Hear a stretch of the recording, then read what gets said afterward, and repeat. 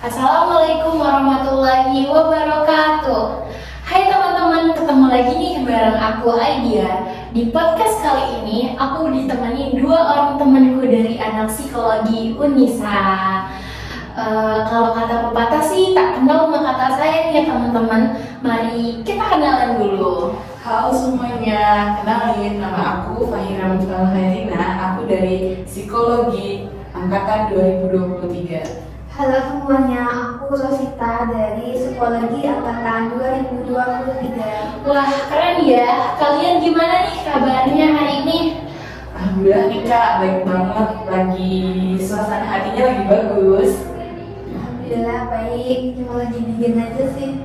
Oke, kali ini kita akan membahas isu yang lagi hot-hotnya nih teman-teman di kalangan remaja, yaitu mental illness. Nah, penasaran kan tentang topik ini?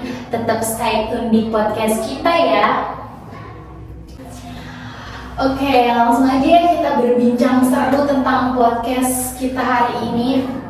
Seperti yang aku udah bilang tadi, sekarang ini lagi zaman-zamannya atau lagi hot-hotnya nih tentang remaja yang bunuh diri atau self-harm. Dan aku pengen tahu nih, apa sih mental illness itu menurut kalian? Jadi yang perlu teman-teman ketahui, mental illness adalah gangguan mental di mana nih kondisi seseorang itu yang mempengaruhi pikiran, perasaan, perubahan suasana hati atau moodnya, yang ini tuh terjadi berulang-ulang, yang dari ringan hingga akut, dari ringan hingga yang berat. Nah, gangguan mental ini banyak ya teman-teman macamnya, terus juga cukup sangat mengganggu, ada yang mengganggu kegiatan sehari-hari kita atau bahkan sampai seseorang itu tidak bisa berkegiatan, itu banyak macamnya. Nah kan berbeda ya teman-teman, kalau sakit mental dengan sakit fisik itu sangat berbeda. Ketika sakit mental kelihatan tempat sakitnya, di mana tempat sakitnya, tapi kalau sakit mental atau sakit jiwa ini kita nggak kelihatan nih teman-teman di mana bagian sakitnya begitu. Oke, wah berarti mental illness ini sangat mempengaruhi tingkah laku kita ya. Tapi aku juga sering dengar nih istilah bipolar.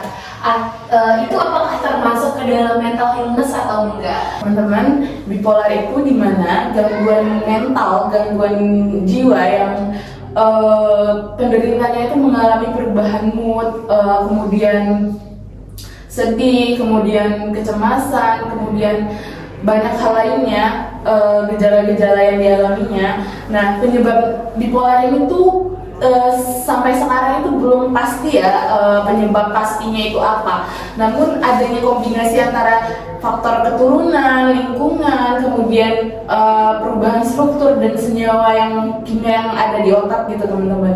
Nah, bipolar ini tuh yang sekarang lagi marak-maraknya banyak dialami oleh remaja. Nah, biasanya itu penderitanya itu kebanyakan anak-anak muda sekitar umur 17 sampai 29 tahun. Bahkan untuk umur 30 tahun juga masih banyak ya. Seperti yang kita tahu dari selebgram, artis itu seperti Rachel Fenya, Medina Zain dan banyak lainnya teman-teman. Selain bipolar nih, apa aja sih yang termasuk mental illness? Nah, selain bipolar ada juga namanya quarter life crisis, di mana fenomena krisis ini terjadi pada usia emerging adult atau bisa dibilang usia 18 tahun sampai 29 tahun. Nah, orang yang menderita quarter life crisis ini cenderung akan mudah khawatir, mudah cemas, dan mudah gelisah. Oke, selain itu ada lagi nggak? Ada lagi yang namanya anxiety atau gangguan kecemasan, di mana penderita ini mudah merasakan cemas, khawatir berlebih, sehingga membuat penderita ini tuh terganggu dengan aktivitas sehari-harinya. Dan ketika anxiety ini menyerang, kita bisa melakukan teknik nafas dalam. Oke, ternyata semakin kesini kita jadi lebih tahu ya teman-teman kalau mental illness itu banyak macamnya. Contohnya tadi ada quarter life crisis, ada bipolar, dan juga ada anxiety. aku dan tentunya teman-teman yang nonton podcast ini pasti juga pada penasaran kan, bagaimana sih cara kita mengatasi mental illness? Karena nggak mungkin dong nggak ada cara mengatasinya. Cara kita menangani mental illness ini kita bisa melakukan konsultasi ke psikolog atau ke psikiater untuk mengetahui penanganan lebih jelasnya, lebih dalamnya. Terus kita bisa tahu gitu loh apa yang harus kita lakukan. Terus sama psikolog atau ketika udah ditangani oleh psikolog dan psikiater, kita akan lebih tahu gitu sejak dini gitu. Terus selain itu juga dukungan sosial juga sangat berperan penting bagi itu cerita mental illness. Terus seperti menjaga kesehatan fisik. Contohnya kita bisa melakukan pola hidup sehat dengan cara makan makanan bergizi, terus rajin olahraga, terus menjaga pola tidur agar jam tidur kita tuh tetap terjaga gitu. Terus selain itu kita juga bisa melakukan yang namanya relaksasi. Kita lihat di sini kalau peran psikolog atau psikiater itu sangat penting ya teman-teman, terutama dengan cara kita menjaga pola hidup sehat, makan makanan yang bergizi, melakukan hal-hal yang membuat kita senang, ternyata dapat mengatasi gangguan mental ini. Nah, sekarang lagi marak-marak atau lagi heboh-hebohnya kan, banyak sekali remaja yang kini rentan terpengaruh akan mental illness. Apa sih biasanya penyebab remaja itu rentan terkena mental illness? Banyak alasan yang menyebabkan remaja tersebut terkena gangguan mental, teman-teman. Nah, salah satunya karena kemudahan teknologi yang ada sekarang ini. Kalau zaman dulu kan nggak ada ya kemudahan teknologi yang sangat mudah seperti sekarang ini, terutama adanya media sosial. Nah, zaman dulu orang-orang nggak pakai media sosial ya teman-teman. Nah, karena hal tersebut, jadi dengan segala kemudahan tersebut membuat orang-orang atau anak muda zaman sekarang itu mudah untuk mengakses informasi baik dari dalam negeri, dunia maupun penjuru dunia dan pelosok-pelosok dunia. Nah, dari berita-berita tersebut kan banyak macamnya ya, baik dari yang negatif maupun positif. Nah, ketika seseorang melihat berita yang negatif, mereka akan merasakan cemas, sedih dan lain-lainnya kan teman-teman. Nah, hal tersebut itu bisa memicu terjadinya gangguan mental. Nah, ketika hal tersebut terjadi dan sekarang juga banyak dan mulainya orang-orang aware dengan mental health dan mudahnya terindikasi juga mental health, membuat orang-orang lebih aware terhadap dirinya sendiri. Nah, dan berita-berita atau pengetahuan tentang mental illness itu sekarang lebih mudah dicapai ya dan dicari ya teman-teman, seperti itu. Namun banyak alasan lainnya yang membuat seseorang itu terkena mental illness. Kalau dulu kan kita cemas, sedih, itu kan biasa aja ya, kita menganggapnya biasa aja. Nah, ketika sudah tahu bahwa itu adalah gejala dari gangguan mental, kita mulai lebih aware terhadap hal tersebut. Oke. Oleh sebab itu juga teman-teman, kita harus pandai memilih media sosial karena kita juga hidup di era yang serba canggih. Mau nggak mau kita harus menjaga diri kita. Dari kalian, ada yang punya pengalaman gak sih tentang mental illness? Atau adakah orang-orang terdekat dari kalian yang pernah mengalami mental illness? Aku sendiri sih mengalami. Jadi selama 2 tahun ini aku tuh terdiagnosa kena quarter life crisis. Oke.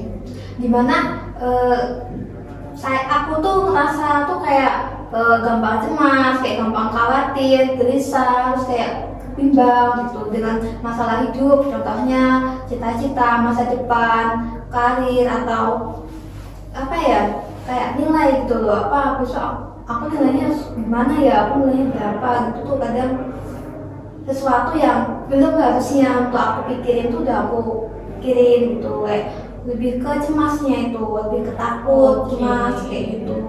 Kamu bisa keluar dari quarter life crisis ini gimana sih solusinya?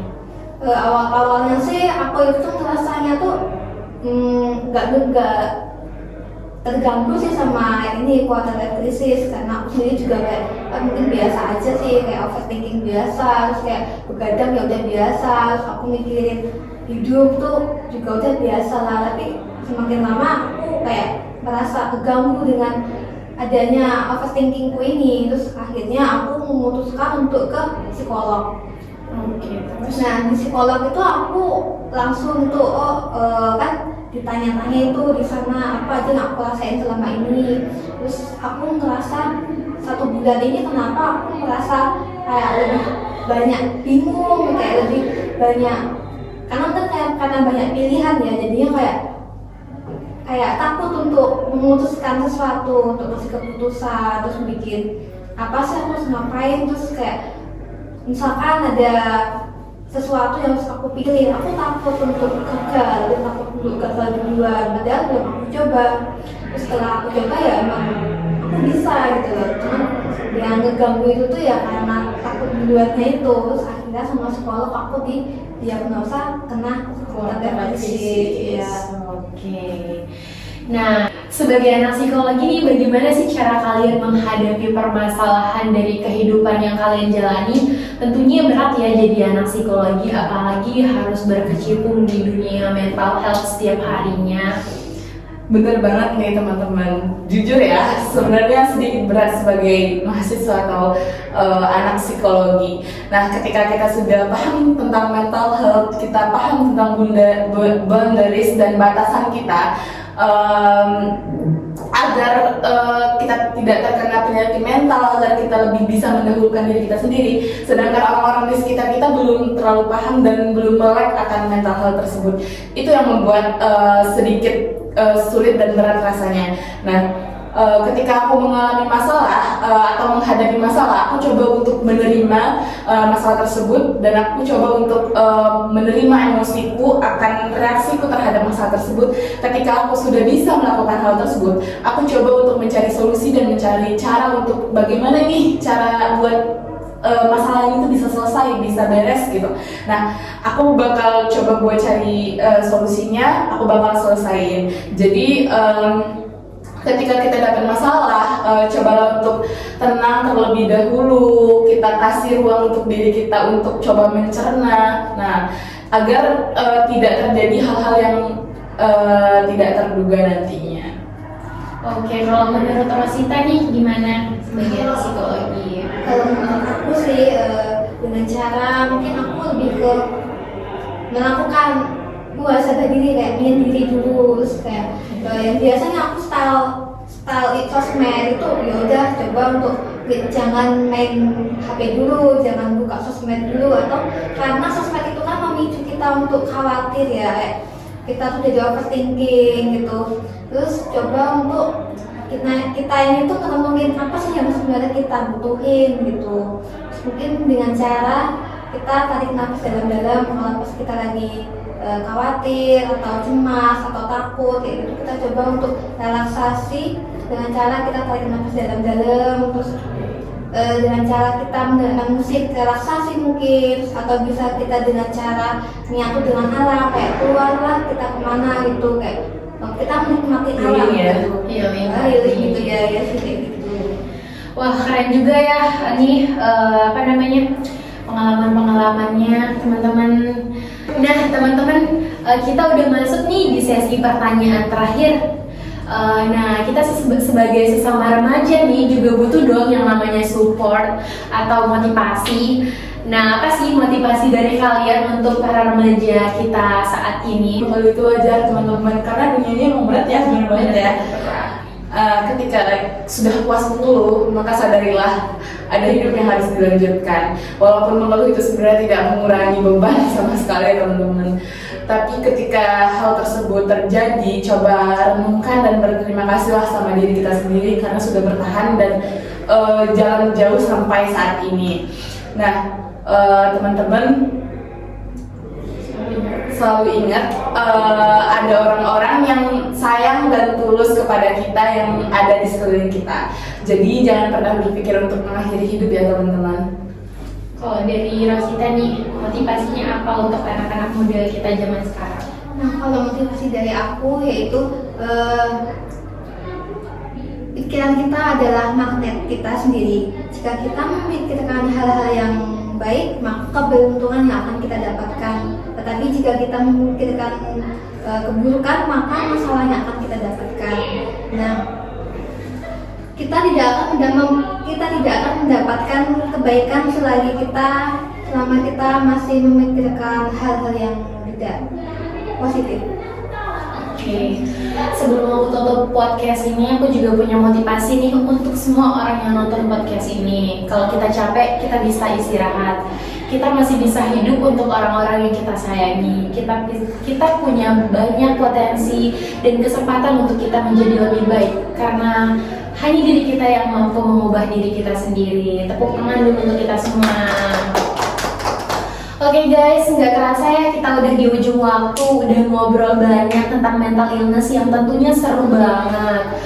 Nah, so guys, kesimpulan hari ini dapat kita simpulkan bahwa pentingnya kita menjaga kesehatan mental. Kalau kesehatan mental kita terganggu, otomatis kondisi fisik kita juga akan menurun. Dan jangan lupa kalau kalian ngerasa kesehatan mental kalian terganggu, jangan lupa dan jangan segan untuk minta bantuan ke psikolog atau psikiater agar aku, kamu, dan kita semua bisa menjalani hidup yang lebih bahagia dan berkualitas. So guys, keep happy, keep healthy, and keep safety ya. Thank you udah nonton podcast kita hari ini. See you in the next podcast ya. Bye-bye. Take my hands. Close your eyes. Now feel.